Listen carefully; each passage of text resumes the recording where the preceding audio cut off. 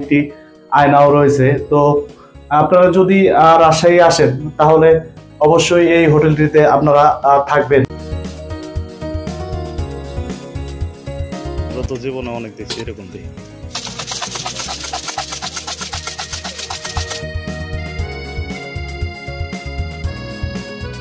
শহরের চকচকে রাস্তা, নির্মল বাতাস আর সবুজের সমারোহের শহর এই রাজশাহী শহর। ভ্রমণের এই পর্বে আমরা চলে এসেছি রাজশাহী জেলার রাজশাহী শহরে। আজকের ভিডিওতে আমি দেখানোর চেষ্টা করব কিভাবে অল্প টাকার ভিতরে আপনারা রাজশাহী শহরে একটি ভালো রুম নিয়ে থাকতে পারবেন। পাশাপাশি এই ভিডিওতে আরও দেখানোর চেষ্টা করব রাতের এই রাজশাহী শহরের সৌন্দর্য। আশা করি পুরো ভিডিওটি জুড়ে আমাদের সঙ্গেই থাকবে। ঢাকার গাবতলী, মহাখালী, কল্যাণপুর হইতে রাজশাহী রোডে প্রচুর বাস সার্ভিস চালু রয়েছে। এগুলোতে এসি, নন এসি প্রকারভেদে 700 থেকে 1000 টাকার মতো ভাড়া পড়বে। আমি যখন রাজশাহী এসে পৌঁছালাম তখন ঘড়িতে অলরেডি 10টা বেজে গেছে। এই হোটেলটির পাশেই যে গ্যারেজটি রয়েছে সেই গ্যারেজে মোটরসাইকেলটি পার্কিং করে চলে আসলাম হোটেলে। পুরাতন পপুলার ডায়াগনস্টিক সেন্টারের পাশেই অবস্থিত এই রাজশাহী আবাসিক হোটেল। এখানে 600 টাকা ভাড়া মিটিয়ে আমি রুমে প্রবেশ করলাম। দেখুন 600 টাকার ভিতরে আসলে অসাধারণ একটি রুম। দেখুন এখানে যদিও আমারটা সিঙ্গেল রুম, তারপরে এখানে অনায়াসে 2 জন থাকতে পারবে। এখানে 2টি বালিশ রাখা আছে, 1টি 2টি, এবং কি এই পাশটা যদি আপনাদেরকে একটু দেখাই, দেখুন একদম বাহিরে একদম খোলামেলা পরিবেশ, ঠান্ডা ঠান্ডা যে বাতাসটা, ওই বাতাসটা যেন ঘরে প্রবেশ করতে পারে। এই কারণে মানে অনেক সুন্দর করে রুমটির জানালাটি রাখা হয়েছে। দেখুন ওয়াশরুমটি যদি আপনাদেরকে একটু দেখাই,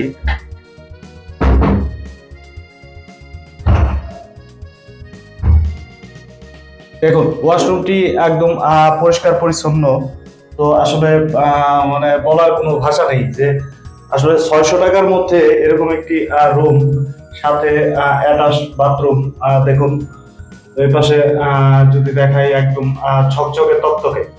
আসলে এই রাজশাহী শহরের সাথে সাথে আমার মনে হয় এই হোটেলগুলো মানে সৌন্দর্যের প্রতিযোগিতা লেগেছে যে কার চাইতে বেশি কে সুন্দর করতে পারে। দেখুন একটি সুন্দর চাদর দিয়েছে, এখানে অনেকটাই নরম।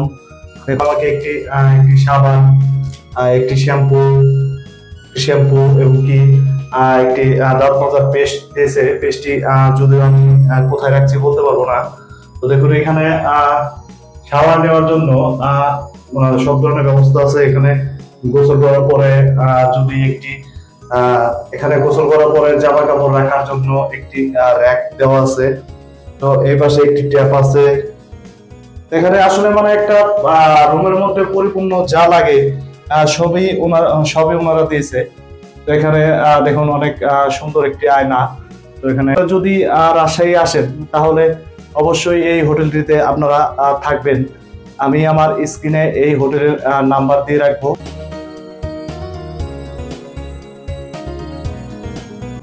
আমি খুবই ক্লান্ত ছিলাম, তাই রুমে ঢুকে প্রথমেই গোসল করে ফ্রেশ হয়ে চলে আসলাম এই হোটেলটির নিচেই একটি রেস্তোরাঁতে 50 টাকার ভিতরেই সেরে নিলাম রাতের ডিনার। এরপর 100 টাকা দিয়ে রিজার্ভ করে নিলাম একটি রিকশার মতো দেখতে মিশুক।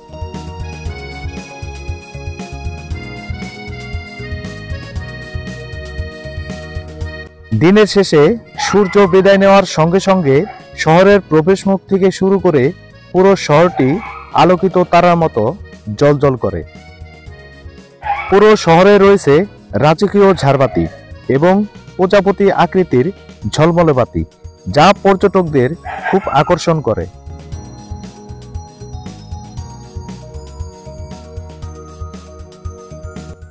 বিদেশ থেকে আমদানি করা এমন বাতি আর কোনো শহরেই নেই।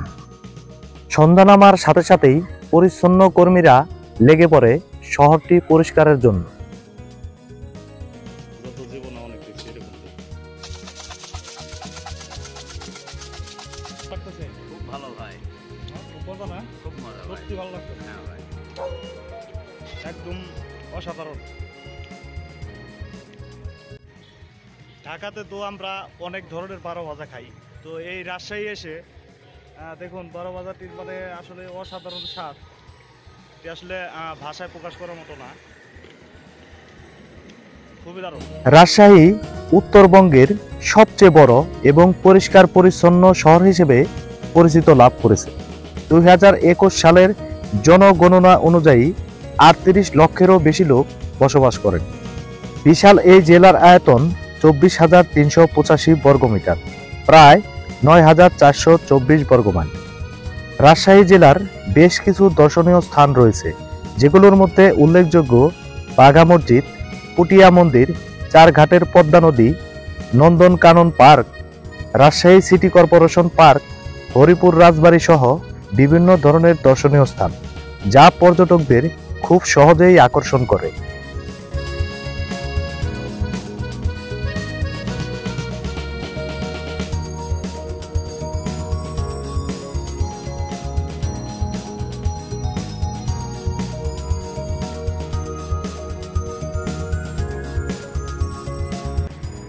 আমি এখন যে জায়গাটির মধ্যে দাঁড়িয়ে আছি, এটি একটি ওভারব্রিজ। হ্যাঁ, এটি রাজশাহীর একদম প্রাণকেন্দ্রে অবস্থিত এই ওভারব্রিজটি। এই ওভারব্রিজটির এক পাশে হচ্ছে new city government degree college, আর এই পাশটা যদি আমরা দেখাই, এই পাশটা হচ্ছে জেলখানা।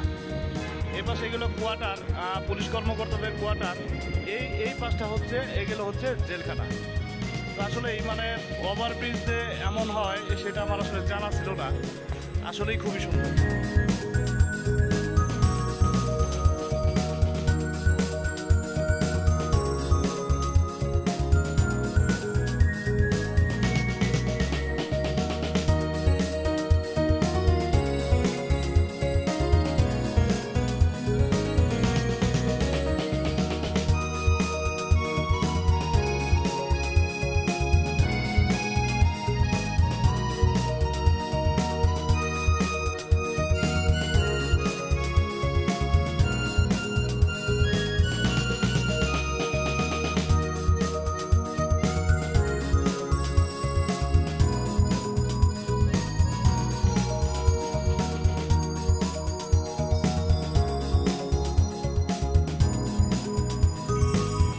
এখন আমি যে জায়গাটির মধ্যে হাঁটতেছি, এটি